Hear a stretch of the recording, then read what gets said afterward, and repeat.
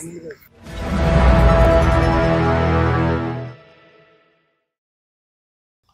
दिवसापासून हे शेतकऱ्यांचं आंदोलन चालू आहे आणि शेतकऱ्यांच्या ज्या वेगवेगळ्या मागण्या आहेत त्या सगळ्या मागण्या समजून घेतल्या आणि 12 तारखेला माननीय उपमुख्यमंत्री एकनाथराव शिंदेसाहेब यांच्या अध्यक्षतेखाली एक बैठक आपण आयोजित केली आहे।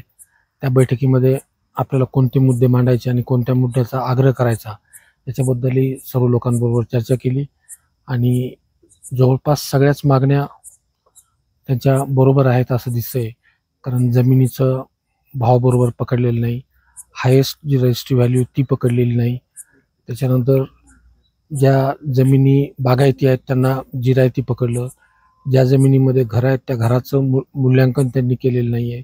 अशा बऱ्याचशा गोष्टी आहेत की ज्याच्यामुळं शेतकऱ्यांवर खरोखरच इथं अन्याय होतो आहे आणि त्याच्यामुळे मागच्या 100 दिवसापासून हे आंदोलन चालू आहे आणि मला खात्री आहे की परवाच्या मीटिंगमध्ये निश्चित काही ना काही मार्ग यामध्ये निघेल आणि माझा पूर्णपणे पाठिंबा माझ्या मतदारसंघामधील सुद्धा जवळपास 9 गावांचा समावेश या समृद्धी महामार्गामध्ये आहे। त्याच्यामुळं नक्कीच आपण यामध्ये मार्ग काढण्याचा प्रयत्न करू आणि माझा संपूर्ण पाठिंबा या शेतकऱ्यांना आहे। धन्यवाद।